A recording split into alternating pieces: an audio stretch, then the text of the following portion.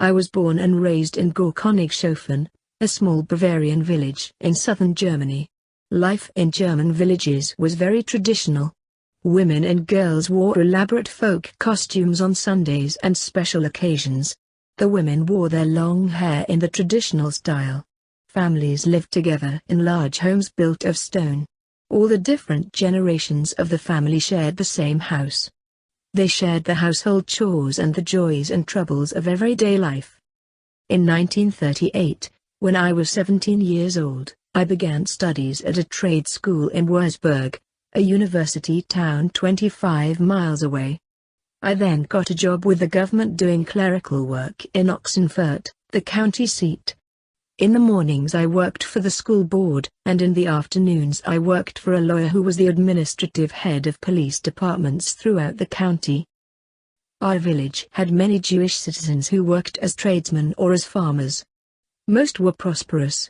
During the 1930s, as Hitler came to power, things gradually became more difficult for Jews. By 1933, the Jewish people in our village began to fear the changes that were happening. Jews were restricted from working and received fewer ration stamps than other people. Soon they did not have enough food to eat. Things grew worse and worse. My mother had retained her English citizenship. Jewish people from the village approached her, asking her to teach them English in case they would have the opportunity to emigrate. People tried desperately to get out. Sometimes they would ask my mother to write letters for them, trying to find a sponsor in another country. But it was not easy to leave Germany. It took money and a sponsor. Many of the Jews in our village were wealthy, and some did manage to emigrate. But it was very complicated and, for most people, it simply was not possible. I remember Kristallnacht. A German embassy official in Paris had been assassinated by a Polish Jew whose parents had been expelled from Germany only days before. The Nazis were so angry, and the Jewish people were terrified. I remember the Nazis coming in trucks to our village from other towns. They stormed the homes of the Jewish people in the night, using their axes to chop through the doors and break the windows. They took or destroyed all the lovely things in these homes: silver, featherbeds, beautiful quilts, even the food that had been so carefully preserved.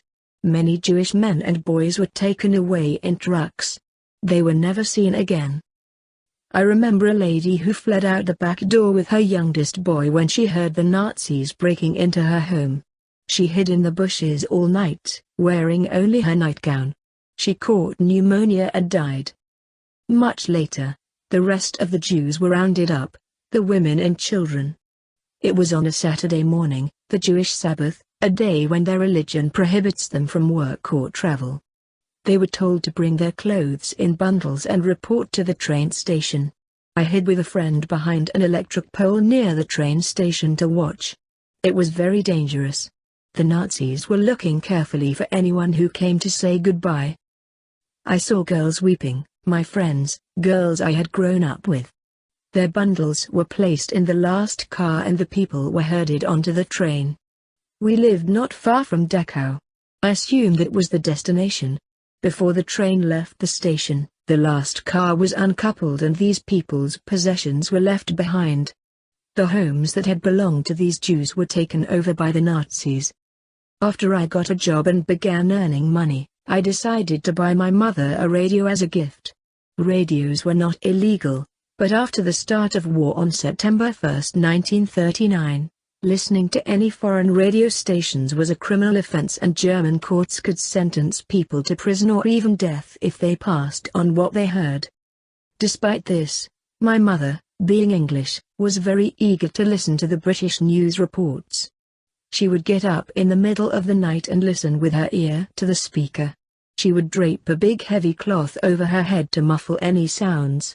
The news from the British was very different from the news the Germans were broadcasting. Despite the ban, my mother shared the news from the BBC with our Jewish neighbors and other people we trusted. One day I noticed that the lawyer I worked for treated me a bit differently. He was dictating a letter but did not mention any names in his correspondence. This was unusual.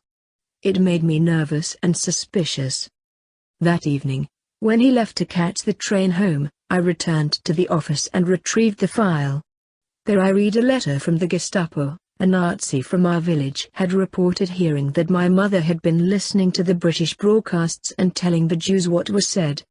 The file also mentioned another woman in our village who had given food to the Jews. I was terrified. I took the train back to the village that evening. First I tapped on the window of the woman who had been accused of providing food for the Jews. I asked her if she knew anything. She said she did not, but I could tell by her voice that she was afraid. Next I went and tapped on the window of the butcher's house. He was an important man in the village, and I knew him well. I asked if he knew anything about the Gestapo. At first he denied knowing anything, but I could tell he was lying. Then he confessed that he heard the police chief say, "They should just leave that old lady alone." So next I went to the police station. Once again I tapped on the window pane. The police chief was also anti-Nazi. He, too, denied knowing anything, but finally he admitted knowing that my mother had been reported. The butcher was one of our circle, but it turned out he had a nephew in the Gestapo. He promised this nephew all the meat he needed for his family until the end of the war and offered to pass down his son's clothes to his family as well if he would promise to make the file disappear. Sure enough, the file became lost. As the war went on, life became very difficult in Germany. Everything was rationed. Each month I was told to help the mayor of our village organize the ration cards for each family. It was a very dangerous time. Everyone, including Christians, was very afraid of the Nazis, and dissension of any kind was severely punished with harsh prison terms or death. In those days many foreigners were assigned to work on the farms. They worked for the farmers and ate their meals with them but then returned to camps at night. Some were POWs, French and English soldiers, and there were also many Polish civilians who were forced to work for the Germans in this way. I remember one incident in particular. One of the Polish workers got into an argument with a farmer and threatened him with a pitchfork. The farmer was not hurt, but he reported the occurrence to the authorities. The man was sentenced to death and was hanged in the center of town. The lawyer I worked for was required to witness the execution. When he returned to the office, his face was white, he was sick to his stomach. Still, some people were quite brave. The woman who worked at the post office sometimes received mail and packages for the Jewish people who no longer lived in our village. She forwarded these packages on and tried to smear the return addresses to protect the senders from the Nazis. As the war progressed, the bombing became more severe. I remember once looking up at the brilliant blue sky and seeing the bombers emerge from behind clouds.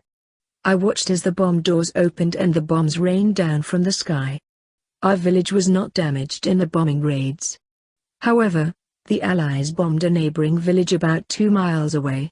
Many bridges were destroyed, most of them by the Germans themselves as they fell back retreating from the Allies.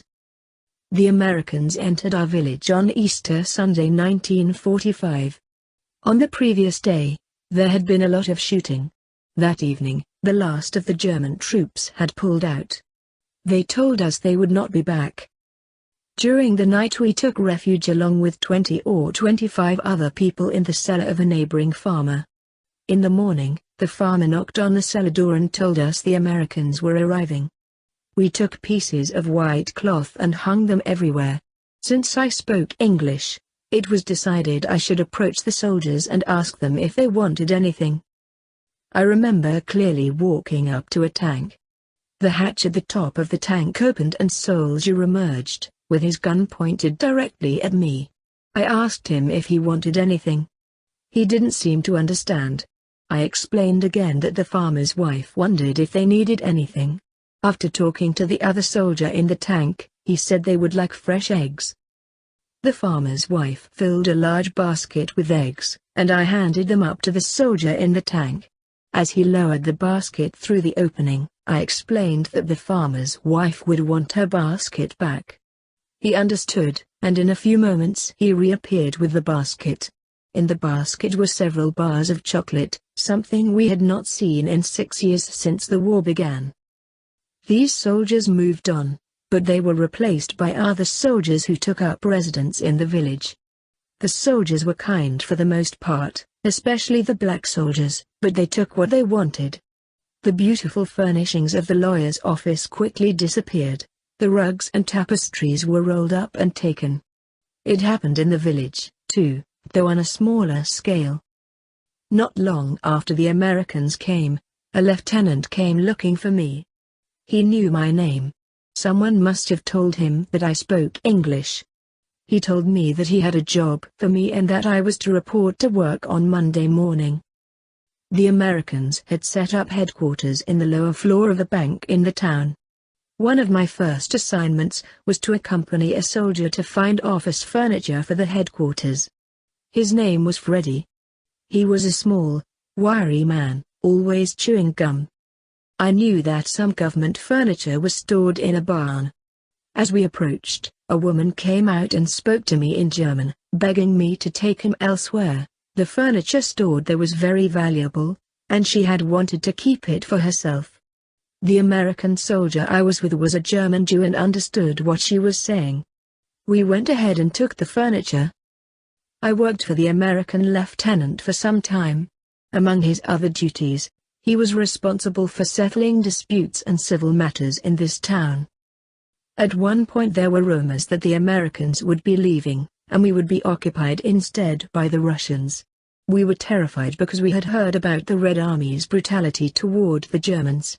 Who knew what would happen to the women and children, with no one to protect us? I remember weeping and one of the American soldiers tried to comfort me. He promised to take me with them if the Russians came. But I had my mother, and I would not have been able to leave even if this was a promise he could have kept. The Americans were not what we had expected, and I'm sure we were not what they had expected either. The Americans were informal and direct. They didn't show respect for the people they dealt with. We, on the other hand, were used to a more formal, structured society. It all changed after the war. Hitler and his war, it was his fault. Germany changed, and the traditional way of life in the small villages was lost forever. I left Germany in 1948. I had married an American soldier who was stationed in Germany, and when he was transferred back to the United States, I went with him. We settled first in Battle Creek, Michigan, and then moved as he was transferred to other posts. In some ways life in America was much easier. I was amazed the first time I saw a big store, fully stocked with aluminum pots and pans and all kinds of other merchandise. In other ways, though, it was difficult. I found it hard to fit in. I missed my mother, and I missed the village I had known all my life. Life in America was very different.